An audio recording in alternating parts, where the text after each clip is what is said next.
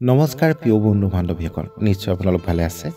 ভক্তি দৰ্শন অসম চেনেললৈ পুনৰবাৰ স্বাগতম জনাই আজি আপোনালোকৰ মাজলৈ ভগৱানে দিয়া কেইটামান সংকেতৰ বিষয় লৈ আহিছোঁ।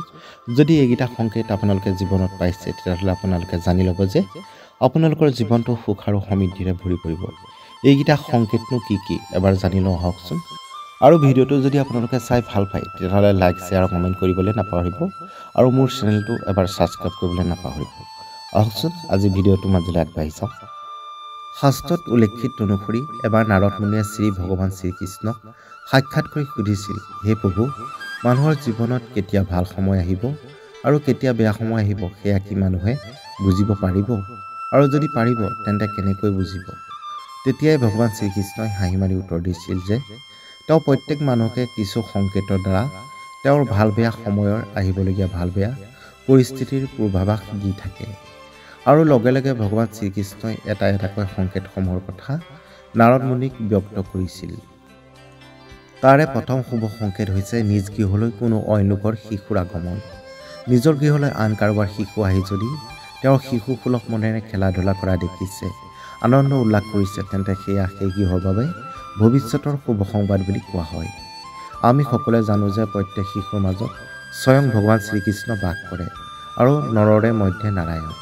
সেয়ে নিজ গৃহত অইন শিশুৱে আনন্দ ফূৰ্তি কৰা গৃহৰ বাবে আগন্তুক শুভ সংবাদৰ প্ৰতীক। ইয়াৰ ফলত আগন্তুক দিনবোৰত সেই গৃহই ভাল বাৰ্তা লাভ কৰাৰ সংকেত বহন কৰে। পৰিয়ালত সুখ শান্তি আৰু অৰ্থ উপাৰ্জনৰ পথ প্ৰশস্ত হোৱাৰ আশা কৰিব পাৰি।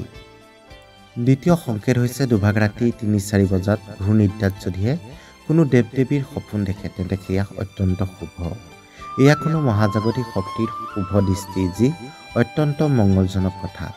আৰু যদি সেই সময়ত যদিহে টোপনি ভাগি যায় তেন্তে পুনৰ টোপনি নগৈ ভগৱানৰ আৰাধনা পূজা অৰ্চনা কৰিব পাৰিলে অধিক সুফল প্ৰাপ্তি হয়। এনে সপোন সকলোৱে নাপায়, তেওঁহে পায় যাৰ ওপৰত পৰম ব্ৰহ্মাৰ আশীৰ্বাদ থাকে। এনে সপোন যিয়ে দেখে তেওঁৰ জীৱনলৈ সফলতাৰ পথ প্ৰশস্ত হোৱাৰ শুভ মুহূৰ্ত বুলি ভাবিব পাৰে।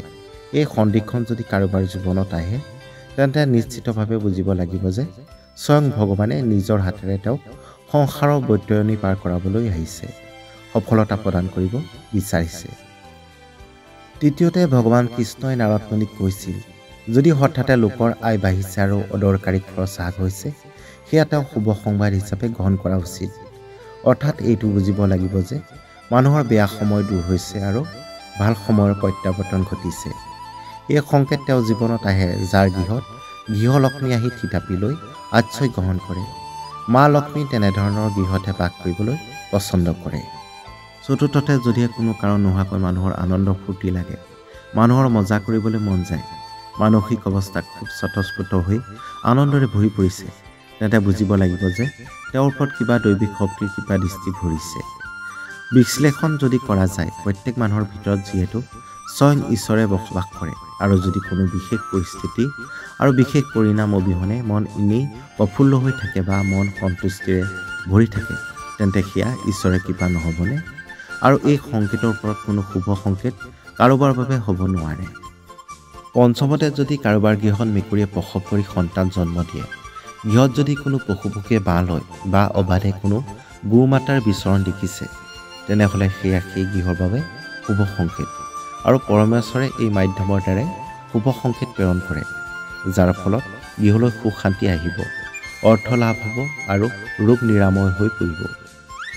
ষষ্ঠ সংকেত হৈছে কৰ্মক্ষেত্ৰ অথবা কোনো শুভ কামলৈ যাত্ৰা কৰাৰ সময়ত যদি পথত কোনো সাধু পূজাৰী বা মহাৰাজ আদিৰ দৰে লোক লগ পাইছে আৰু সেই সাধু সন্তই আশীৰ্বাদ প্ৰদান কৰিছে, সেয়া শুভ সংকেত।